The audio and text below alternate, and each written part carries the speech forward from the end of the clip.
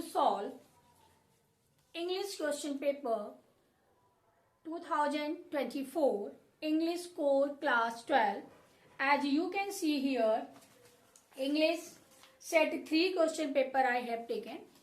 We are going to solve this question and evaluate yourself how many marks you are going to get. So you can see here the first question is reading part for 22 marks. We are going to solve for 22 marks. You must have read the reading passage, and according to the passage, your first question consider you should write about the reaction, aggressive and negative. अगर आपने passage को पढ़ने के बाद आपने जो कुछ भी लिखा है क्वेश्चन, लेकिन उसमें अगर आपका रिएक्शन शो कर रहा है, रिएक्शन और एग्रेसिव शो कर रहा है या नेगेटिव पार्ट को आपने लिखा है, तो आपको मिल जाएगा 1 मार्क्स. ठीक है, don't think so much about it. तो definitely you are getting to 1 marks for 1 question. And then the second question, let me read the question as the question paper. So in the second question, either explain in about 40 words when and how do parents become reactive. When and how. So both topic I have written here. You can very clearly you can say here the when. It means when 40 words you have to write. Children do something parents disapprove of and lecture fail. So disapprove is when है ना, इसमें आप अगर ये part आपने लिख दिया, इस सेंस को आपने रिवील किया, कुछ भी लिखा, सेंस अगर ये आ रहा है तो definitely you will get the marks. अब आप सोचिए आप क्या, हाउ में क्या हो जाएगा, स्क्रीमिंग और डॉलिंग आउट और पनिशमेंट. अगर ये सेंस आपने लिखा है मेन एंड हाउ में, तो आपको डेफिनेटली मार्क्स मिलेंगे. ठीक है, अब आगे देखिए नेक्स्ट में थर्ड क्वेश्चन जो है आपका, इसमें ऑप्शन दिए हुए हैं. In the line, what will bloom will depend on the seed we nurture. What seeds does the author refer to? अब इसमें क्या है, कौन सा आंसर आपका डी सही हो रहा है. Values and emotion clearly mention है, तो ये आप देख लीजिएगा. अब देखिए question 4. Explain in about 40 words when does NHA focus on reforming parents do reform children.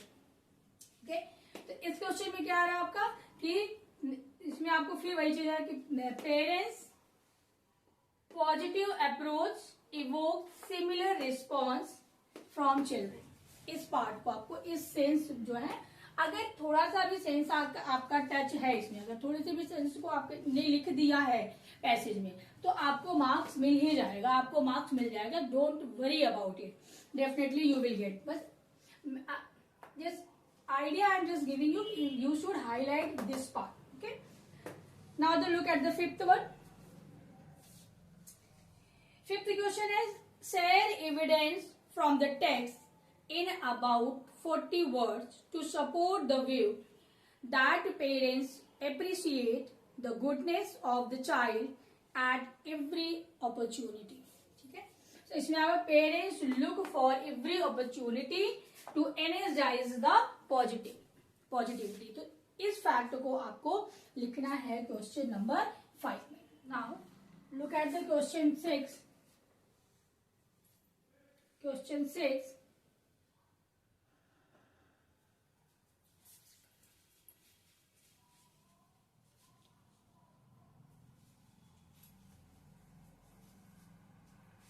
Now look at the question 6. Question 6. Recognize it.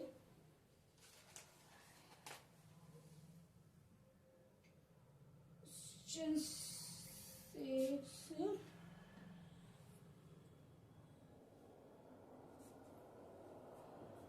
In paragraph 5, in what way does this approach differ from the earlier approach?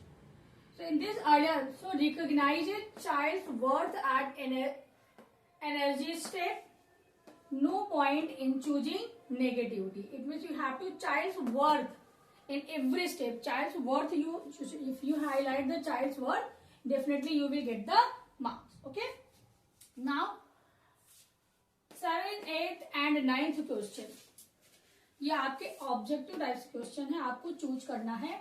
तो इसमें अगर आप तीनों में B option tick लगा के आ गए हैं तो आपके 3 मार्क्स आपके, क्योंकि आपको 3 मार्क्स पक्का मिलेगा, क्योंकि पहले में 7th में क्या ऑप्शन बी करेक्ट है, you demonstrated patience while teaching your junior. जो सेंस आ रहा है आपके पैसेज का वो यही है, और सीबीएसई भी यही कंसीडर करेगा, क्योंकि करेक्ट आंसर यही है। ठीक है, बी टू स्टॉप क्रिटिसाइजिंग, ये सही हो गया।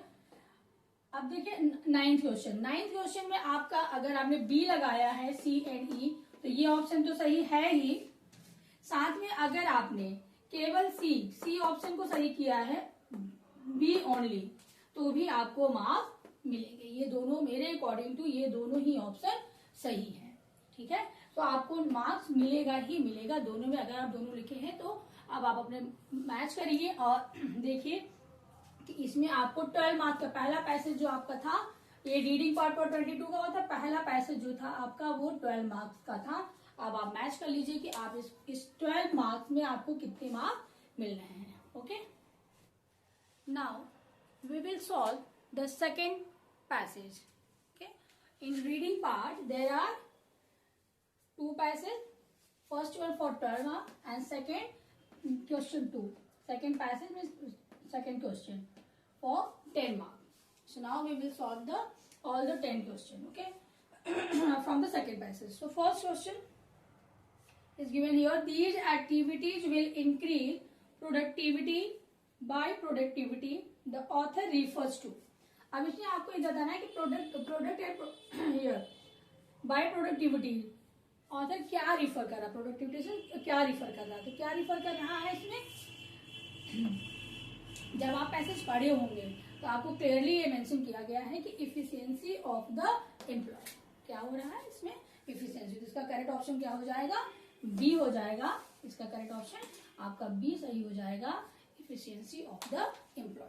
ठीक है, all the correct option I have written here, you match your answer what you have written. Okay, अब दूसरा देखते सेकेंड क्वेश्चन जो है, what change in the workplace would bring those people back to office who wants amusement। ठीक है, question 2 इसमें आपका जो है आ जाएगा बिल्डिंग एंटरटेनमेंट लॉन्स, या सी ऑप्शन इसमें आपका कौन सा ऑप्शन सही है, सी ऑप्शन आपका सही हो जाएगा। ओके, अब चलिए थर्ड वन देखते हैं। थर्ड वन में है, as per the survey why do health conscious people prefer to work from home. अब इसमें आपको क्या पार्ट लिखना है, इसको देखिए कि प्रीफर टू क्यों, इसमें क्या है, ये सर्वे जो है जो पैसेज आपने पढ़ा उसमें यह है, तो why do the health conscious, जो हेल्थ कॉन्शियस पीपल वो क्यों प्रीफर करते हैं, क्या है, work out during the day, क्यों प्रीफर करते हैं work out during the day. अगर ये सेंस आपको करना, अगर सेंस आपको टच भी करेगा तो आपको मार्क्स डेफिनेटली मिलेगा, and can take a nap for the relaxing. अगर ये 2 पार्ट आपने हाईलाइट किया है तो definitely you will get the marks. Okay, now next one, fourth one, complete the following sentence appropriately. ठीक है, the passage and on a note that some people are resolve, so which one, the fourth here, not to go back to work in person or work from home only। ये दो, अगर ये दोनों part को आपने लिख दिया इसमें तो आपको डेफिनेटली मार्क्स मिल जाएंगे। चलिए फिफ्थ वन देखिए, explain one inference that can be drawn from para 1 about the reason for people's preference to work from home। तो ये फिफ्थ क्वेश्चन जो है इसमें क्या हाईलाइट करेंगे आप, इफिशियंसी, इंक्रीज और प्रोडक्टिविटी। तो ये तीनों और 3 सेंस में आपको अगर हाईलाइट किया है आपने, ये सब लिखा है तो आपको डेफिनेटली मार्क्स मिल जाएंगे, जो कि आपका पैरा 1 अबाउट द रीजन है। ठीक है, state whether the statement given below is true और फॉल्स। गिवन स्टेटमेंट क्या है, The survey reveals that people deeply miss socializing in the work from home style। No, ऐसा तो कुछ हाईलाइट नहीं किया गया है, तो ये क्या हो जाएगा, ये आपका फॉल्स हो जाएगा। तो अगर आपने फॉल्स लगाया है तो डेफिनेटली आपको मार्क मिलेगा। अगर आप ट्रू लगाए हैं तो ट्रू में आपका मार्क चला जाएगा। तो आप ना देख लीजिए। नेक्स्ट क्वेश्चन है 7th। Explain in your sorry explain in your own words how appearance is one of the factors for people's preference for work from home. तो इसमें आपको क्या करना है, लॉस गेन वेट, तो ये दोनों पॉइंट आपको हाईलाइट करना है कि हाँ गेन वेट एंड लॉस, तो इस पार्ट को आपको एक्सप्लेन करना है। एंड 8th वन, और ये दो मार्क्स के हैं, ध्यान दीजिएगा। मार्क्स को ध्यान देते हुए अगर आपने लिखा है तो आपको डेफिनेटली मार्क्स मिलेंगे। As per the survey what top priorities of people prevent them from going to office. तो इसमें क्या है, केयरिंग फॉर चिल्ड्रेन और लैक ऑफ कम्यूट। तो ये दोनों पार्ट अगर आपने लिखा है तो डेफिनेटली आपको मार्क्स मिलेंगे। ये 10 क्वेश्चन के सोल्यूशन हो गए। अब आप मैच करिए कि इन 10 मार्क्स में सेकंड क्वेश्चन में सेकंड पैसेज से आपके कितने क्वेश्चन सही हैं। और स्टूडेंट कमेंट बॉक्स में जरूर लिख के बताइएगा कि आपके ये 22 रीडिंग स्किल में, रीडिंग पार्ट में 22 आउट ऑफ 22 आपने कितना स्कोर किया है और कौन सा क्वेश्चन आपका गलत हुआ है, वो भी जरूर लिख के भेजिएगा।